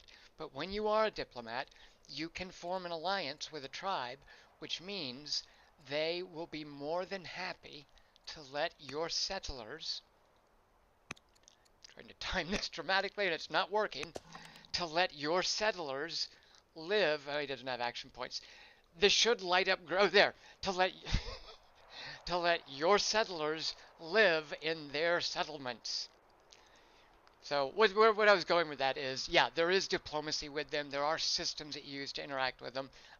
But rather than being one discrete city, like the minor civs in Civ, they are these indigenous populations spread out over the map. Uh, Orators can ally with tribes. I am not sure I knew that. I am going to check and see if that's in my notes. Well, it's not, but neither is the thing about diplomats. I didn't know that. Thank you so much. That is fantastic to know. I'm sure I would have seen the tooltip at some point. Are there dedicated city to... Oh, Groot, no, I'm loving these questions and I'm happy to answer them. And I apologize for any other questions I might have missed earlier. So, are there city districts like in Civ 6? There are not. And there are the cities you can see. However, I'm just going to show you Groot, and this is just going to look so confoundingly chaotic. I don't know any way to explain this other than to say this is what it looks like after 115 turns. Um, Whereas, and it's similar to the district system in Civ, kind of, in that a city starts out just with a little tiny cluster of urban area and a border around it. But very much like Civ, um, it doesn't stay that way. It's all about expanding, it's all about painting the city on the map. Um, and that I feel is one of the really cool things that Civ 6 did. Uh, I feel like Amplitude did that really well with Endless Legend and even Humankind. Um, so they're not districts, but there is a lot of a sense of placing your city on the map. Now, that said, they also have buildings inside your city. So if I open this capital, yeah, I'm still looking at all this. And again, all these numbers don't be, I mean, all of that happens. That's a function of 115 turns. When you first start playing, it's nothing like that. Um, oh God, what was I explaining? Anyway, the point being that you do paint the city on the map, but there are developments that create buildings, like I'm making quotes with my hand here, that only exist in this little area. And they're represented by these icons. So there's a little bit of Civ building in the hex and Civ 6 painting the city outside the hex on the map. So, is it true that the game AI is better than Civ's AI? Now, Groot, I don't know if you're trolling me or... but no, it's absolutely true.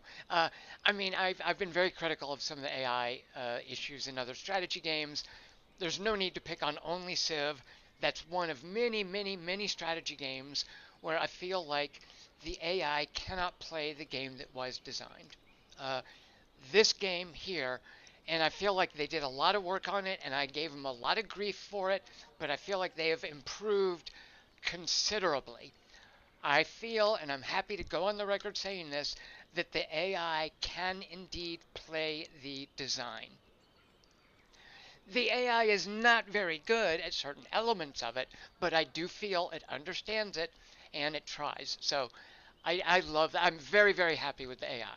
And I love what they have done with this game and its AI, and not just what the AI does, but also the transparency, how much you can configure it, uh, the granularity of it.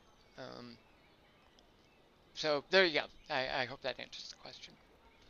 Oh, okay. I gotta take a break. I'm gonna take a break and play 2 more turns. So I will be right back. Yeah, because we're about to get our Latine sail. Need that. All right, I'll be right back.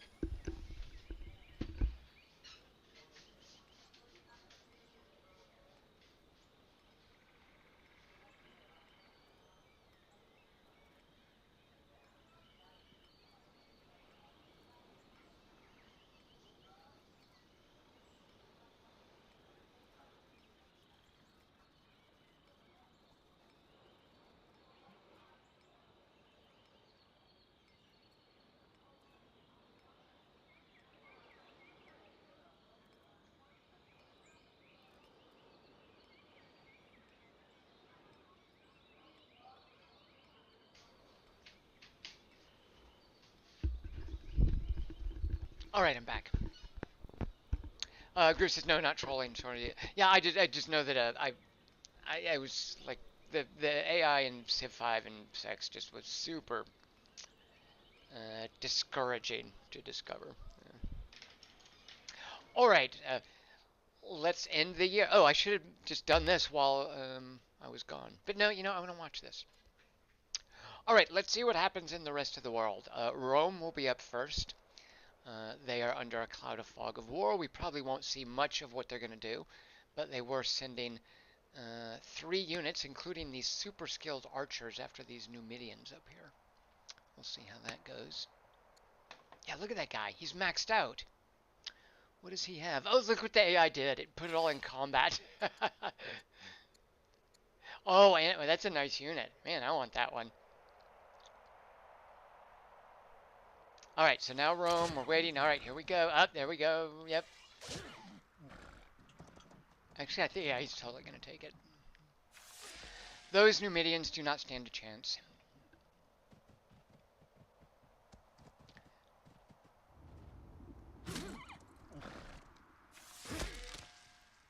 Richard Holt says, I like the wackiness of Civ 6 now. Richard Holt, that's actually a good way to put it. I mean, there is something, and I think they've leaned into that wackiness. And I think there's definitely, I can understand the appeal of that too.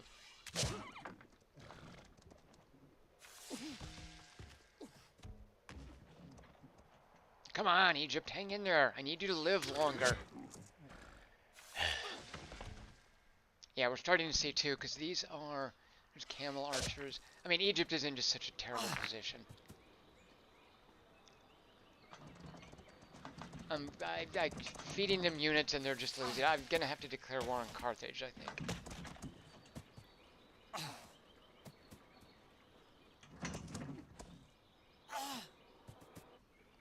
Now, fortunately, and here's one area where I do think the AI, something the AI will never do. Well, I don't know if that's true. I was gonna say. So what's going on now is Egypt and Carthage are fighting. And Carthage, I don't think, sees any reason to keep any of its units back from the front.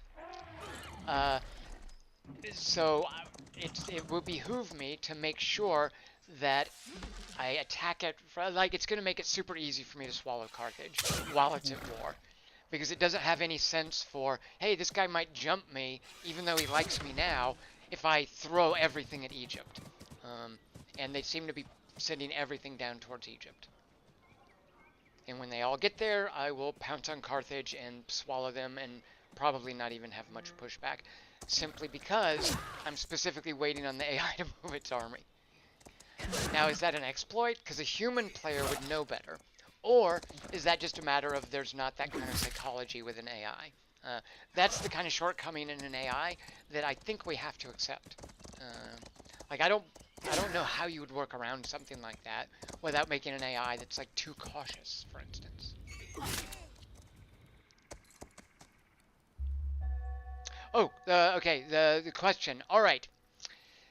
Yep, and if I miss a question, ask it again, or someone tell me, hey, scroll up this question. All right. Is there a time frame for the game from start to end? 1500. Oh, yeah. Well, it's I don't think they give you a year, but every game is always and only 200 years. And it's actually, can you even I don't know if they let you turn that off. They might not let you turn it off. John Roberto, hello, good to see you up on YouTube. It has been a while, and that's hilarious that you think you have to remind me who you are. Of course I remember you. So it's 200 years. It's an indeterminate period of time. Some of the characters are fictional. But you could, by looking at like when did Cyrus reign, like you could specify based on the ruler which 200 years.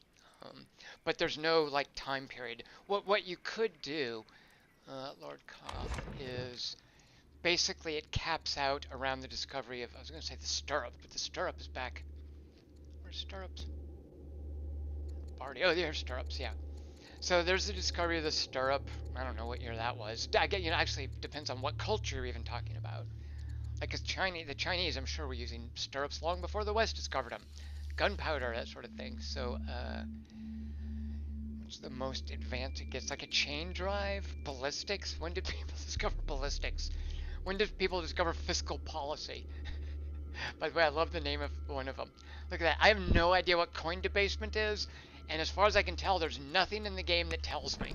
Hold on. Like I checked this before. Some of these they changed. Yeah, it doesn't say what it is. Like, oh, you're a filthy, stinking penny, and nobody wants you, and you're dirty, and you're ugly, and you're stupid and dumb. There, coin debasement. I have no idea why that's a thing. Uh, and it's like with the Latin sale. Like, there's no paragraph. Oh, actually, I thought, was there a small tooltip? At any rate.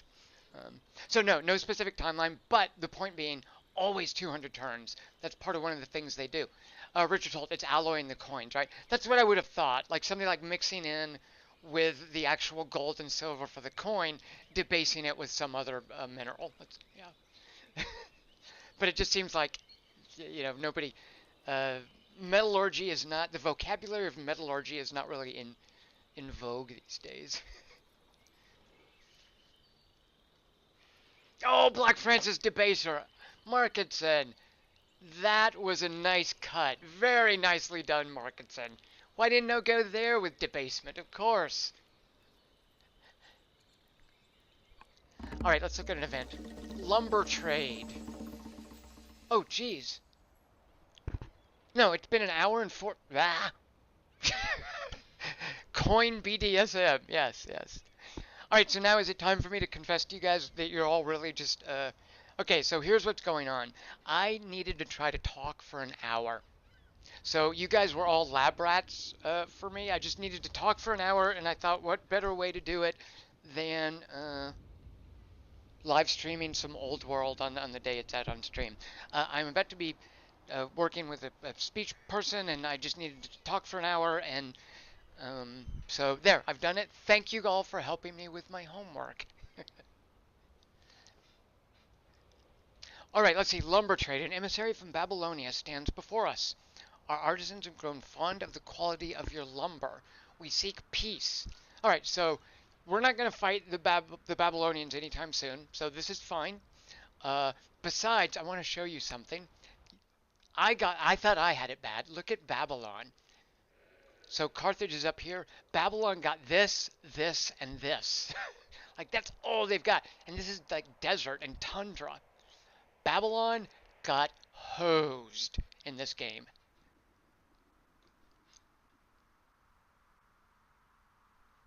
Yeah, so I'm happy to make peace with them. Although, do they have wonders? I specifically need to swallow up Egypt for the win, because they come with wonders, and wonders are victory points. So my thinking being, I swallow Carthage, add their score to mine. Some of it, the city points will go down, and then I have more than twice Rome's score for victory. But I wonder if I could do that with Babylon, because I bet they have no army. What? Power similar? Oh, look at that. Oh, yeah. So knowledge erudite means, what is it to go? Is it go erudite, stronger? I forget the. Well, erudite means more than me at any rate. So they're higher tech than me. Do we know what difficulty we're playing on? So that's part of. So the granularity again, I can show you here. This menu here. Okay, this menu here is all the game settings. So difficulty, the noble. That's probably, I want to say 2 or 3 notches above the median. And the reason I have it set there is very specifically, it's where this starts to kick in, where raiders come from distant lands. Because I like this idea that every now and then there will be a minor invasion. I thought it was set also to have rebels from families that don't like you. Wait, noble is what most people play on? I thought I was playing on a harder difficulty level. I might have it wrong. Yeah, because it goes able, just, good, strong. Is that the default? One, two, three, four, five, six, seven, eight. So it's 5 out of 8. So it's basically one over the middle. Yeah, okay. So it's nothing too ambitious. But here's the one I really want now. Yeah, this is the one I've been starting my new games on because I like this idea that if a family is mad enough at you, they're going to kick out rebels. And I thought I was playing this game at that difficulty level, but I am not. It's one down. Whoops. Otherwise, let's see the other aspects of difficulty. Um, oh, I've got this game on super easy. Yeah, because look here. So AI advantage none. That's the default. But this one is a big one. AI development. So no AI development means they start just like you with one city. The default setting is for them to get 2 or 3 cities. And I think the reason for this is the AI is going to have a harder time if it gets a screwy starting position than a human player. Because I think a human player can be more diligent about weighing different starting positions with their initial settler. But the AI, if it just gets stuck with a city in a suboptimal place, it's going to have a harder time, I think, digging out of that hole. So the default is to basically start them with a couple of cities to minimize whatever disadvantages any starting position might have. So at any rate, I turned that off because I wanted to expand with the AI, and that definitely makes the game easier. Uh, I would go so far as to say I would not be doing this well. Oh no, I know for sure I would not be doing this well if AI development had been set higher. Um, because if you remember, I started here, Babylon here, Assyria here, Egypt here, Carthage here. If they had all had more than one city going, there would have been no way I could have broken out. I think I would have probably lost by now. Um, Although maybe with more cities it would have pushed them back farther. I'm not sure. So at any rate, there's the difficulty. This is not a challenging game at all. I've played way more challenging games. I specifically wanted to play this game to try the little Persian gambit of focus on getting as many cities with pastures as you can, build up a ton of orders, and then at the end of the game, swamp somebody with a massive army. So, all right. I really should. I just yeah. So I'm gonna call it a night. You know, I'm gonna do these events and then call it a night. His mother's disposition. Oh, now I'm gonna start talking to you guys about the family dynamics. I should show you too. I had this amazing husband-wife warrior team earlier, and they died. Well, I don't. I can honestly boot this game up and just sit and having not played it a while, sort of look at the map and think, wait, what's going on here? And instead of remembering things like, oh yeah, this is where I was getting food, and oh yeah, that was my mine city. I remember things like, oh, that's where that husband and wife team died, and oh, that's where I had that great battle with the Egyptians, or even, where is that? Yeah, or oh, that's that crazy wooded area in the Elburz Range. Um, So the bottom line, I love the games. I love the stories this game tells with me. Like I feel like it's this amazing, and you can say this about a lot of games, but more so than any other strategy game. I feel that this is a storytelling engine for how it combines a larger geopolitical level with a medium social level and then a lower personal level. That sort of connection of the epic level and the intimate level is absolutely unparalleled, I would say. Crusader Kings attempts something similar, but I don't think it's successful for numerous reasons. It's not me just bagging on Crusader Kings. I can appreciate that as well. Um, Tandrius got castrated in Crusader Kings 3. That'll happen. Speaking of which, I just read a book that I think there's a book by the Marge guy called Days of Rice and Silk, Rice and Salt. Anyway, it opens with a horrific castration scene. Don't read it if you're a dude.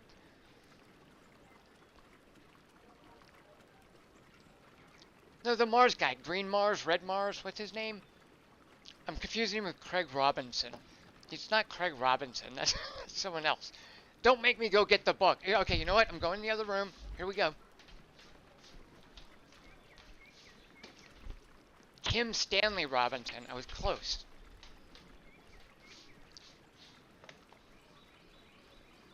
Oh God, no, not Andy Weir. Oh geez, no, not Andy Weir. Yeah, so Kim Stanley Robinson, Years of Rice and Salt, has early on a super horrific castration scene.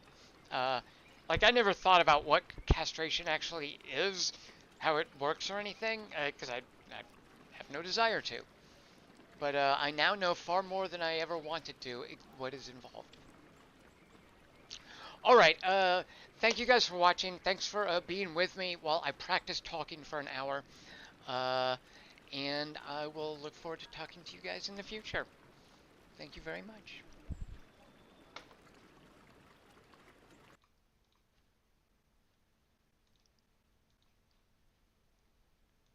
Man, I'm terrible at timing. I swear I had the timing worked out. Back up. Pretend that I hadn't said anything yet. All right, hold on. No, stop. Okay, here we go. Thank you guys for watching. That was awesome. I have no breath. Excuse me? Sorry, what? I have nowhere to go with this. It's too perfect. You are literally glowing. You've hit the level of perfection, and now I'm just... You stole my heart? I've just come out of the water. You're fresh from the water. You're a mermaid. You're here. How are you so fucking shiny? Can you fetch me an inhaler? Because I can't breathe. My eyes. I'm physically unable. My eyes hurt so bad from your beauty. Excuse me, ladies. Oh. There's a Sorry. party to get to.